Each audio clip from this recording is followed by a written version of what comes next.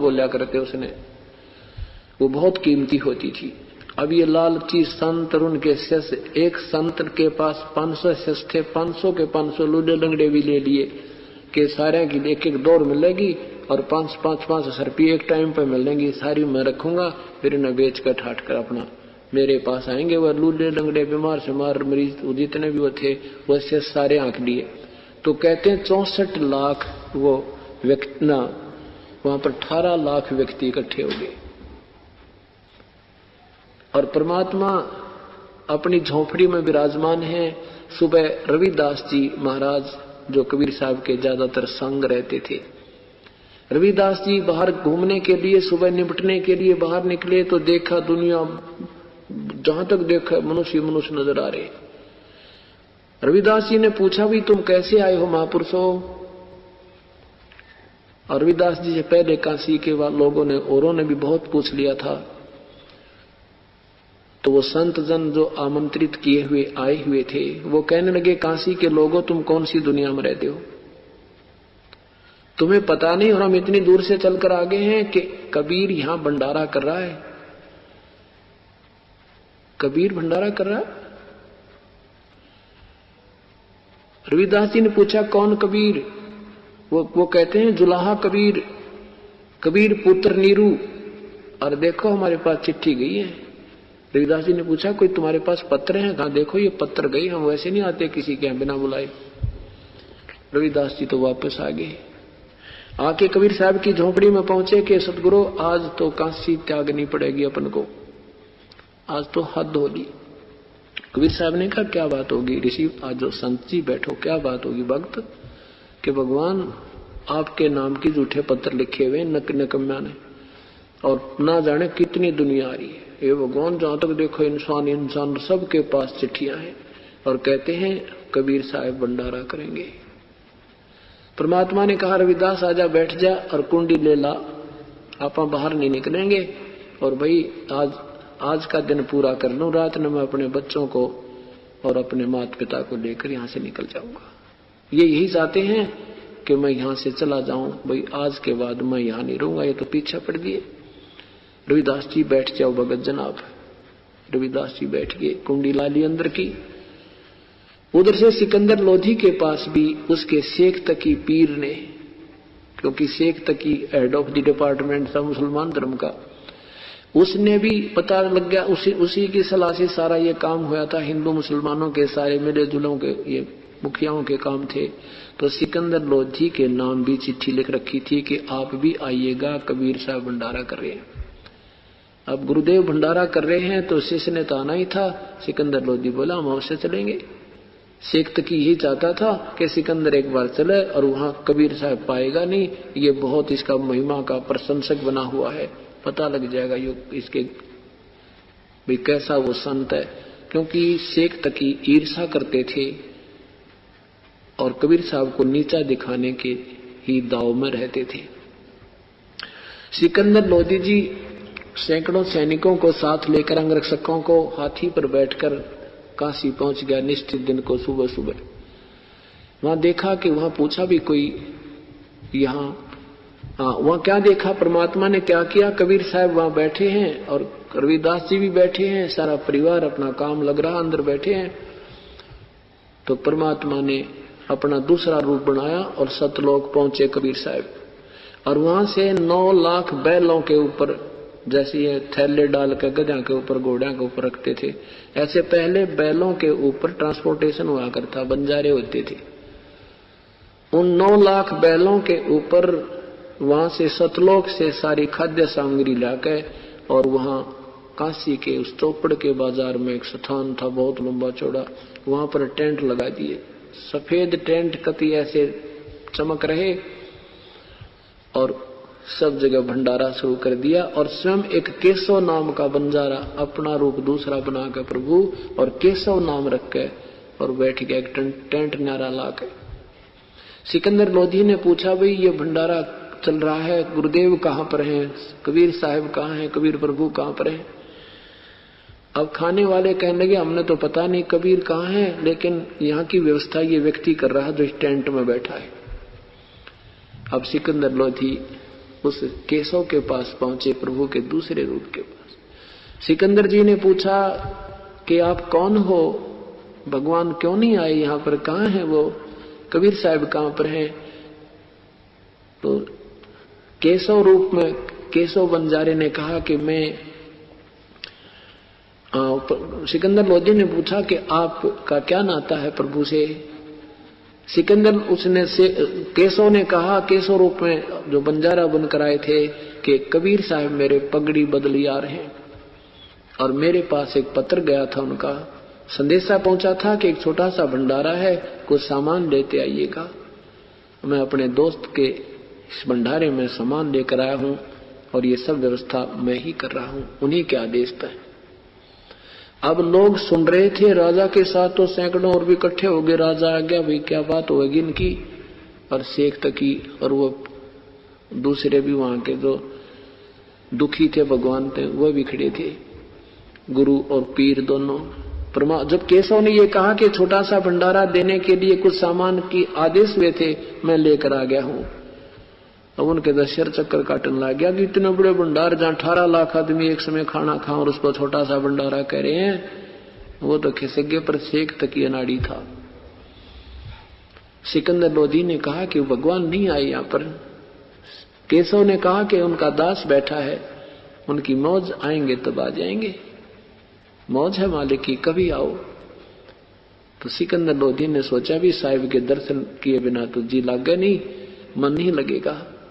कहा कि मुझे उसका घर का स्थान कहाँ है, मुझे बताइएगा। एक व्यक्ति उनके साथ गया। राजा हाथी पर बैठकर कबीर साहब की झोंपड़ी पर पहुंचा। हाथी से नीचे उतरकर दरवाजा खटखटाया। सिकंदर रविदास जी कहने लगे, भगवान ये तो यहाँ भी आगे दिखे, अब यहाँ पर पहुंच चुके हैं। कबीर साहब ने कहा, रविदास दरवाजा मत खोलना, देखी जाएगी। सिकंदर लोधी ने कहा कि दरवाजा खोलो परवरदिगार, दरवाजा खोलो भगवान। मैं सिकंदर लोधी दिल्ली का बादशाह का दास बोल रहा है। बाहर से कहा, अंदर से परमात्मा ने आवाज लगाई कि राजन, आज रात में, आज दिन यहां पर रहूंगा, रात को अपने बाल बच्चों को लेकर मैं किसी कहीं और चला जाऊंगा दूर। प्रभु ये मुझे जीने नहीं दे रहे। मैं कहता हूं भले ये मानते हैं बुरी, अब सब मेरे पीछे पड़ चुके हैं, जन जन को मेरा दुश्मन बना दिया है और मेरे पास आहार कराने को परिवार को भोजन नहीं है और मेरे नाम झूठी चिट्ठी लिख दी है राजन, और 18 लाख व्यक्ति मेरे द्वार पर आ गए हैं, अतिथि आए हैं, मैं कहां से बाहर कराऊं, मेरी बेइज्जती करवानी है इन्होंने। सिकंदर लोधी कहता है, भगवान आप मुझे नहीं बहका सकते मेरे दाता, आप किसी और को तो बहका सकते हो। हे परमात्मा देखो तो आपने कैसे रंग ला रखे हैं। हे परमेश्वर वहां तो जय जयकार हो रही आपकी, आपने भंडार भर रखे। केशव नाम का बंजारा आपका दोस्त वहां पहुंच चुका है और आपकी जय जयकार हो रही है। जो भी कोई इच्छा करते हैं खाद्य, जो वेजिटेरियन जो खाने की, उनको हर चीज मिल रही है प्रभु। और आपके दर्शनाभिलाषी वो देख रहे हैं वहां के आने वाले भक्तजन कि कहां वो परमात्मा, कहां वो कबीर, एक बार दर्शन तो कर लें जिन्होंने ऐसे ऐसे मोहन भोजन हमें कराए।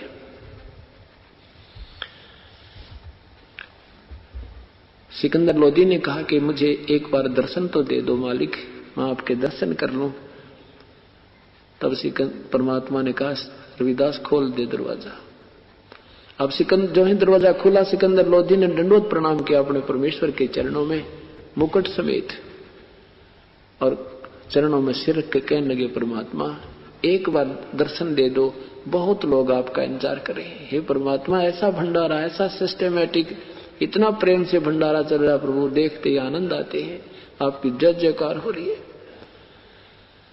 परमात्मा कुटिया से बाहर आए तो कहते हैं आसमान से फूल बरसन लगे, उस परम पिता के ऊपर आसमान पे फूल बरसन लगे, सुगंधित फूल। रविदास जी चौर करते हुए अपने प्रभु के साथ पीछे हो लिए।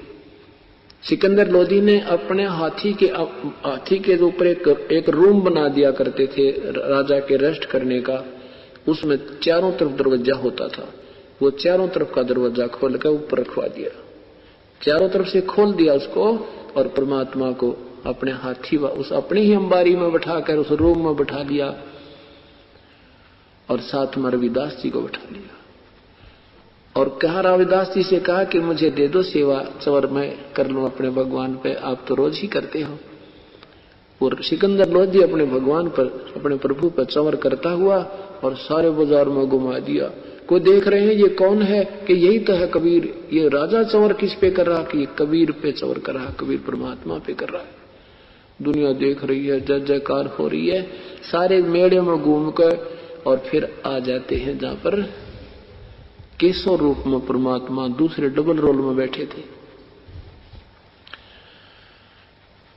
अब जो ही केशव ने एक व्यक्ति भेजा कि भगवान को, कबीर साहब को बुला लो, स्टैंड में आ जाओ। जो ही वो बुलाने गया तो कबीर साहब जब वहां पहुंचे उससे पहले ऑटोमेटिकली कहते एक तख्त आ गया आकाश तय, अपने आप उस पर बिल्कुल सफेद चादर आ गई, गद्दा बिछ गया, और इतनी सुंदर स्टेज बन गई परमात्मा की वहां विराजमान होने की। उस पर जाकर परमात्मा विराजमान हो गए। दूसरी तरफ केशव रूप में बैठे हैं, दूसरी एक तरफ वो स्वयं कबीर रूप में बैठे हैं, और कहते हैं 8 पैर तक 24 घंटे तक चर्चा चलती रही। प्रश्न करता है केशव, उत्तर देते हैं परमात्मा। अब उन निकम्मों ने तो किया था भगवान के साथ बेइज्जती करने के लिए, भगाने के लिए, और उस दृश्य को देखकर सुनकर उस तत्व ज्ञान की गोष्ठी को कई हजारों ने उपदेश दिया परम पिता कबीर परमेश्वर से, त्याग दिए वो नकली गुरुओं को। अब सुबह समापन हुआ भंडारा, तीसरे दिन भंडारा समापन हुआ। सब बंजारों ने सब अपना सामान समेट के और बैलों पर डालकर प्रस्थान कर दिया, संकेत कर दिया केशव रूप में कि आप चलिए, मैं आ रहा हूं। अब सब लेकर के वो बैल और बंजारे, वो जमाने वाले भी सतलोक से ही हंस आए थे, और सतलोक के ही वो हंसी बैल बने थे, और सतलोक से वो आहार आया था।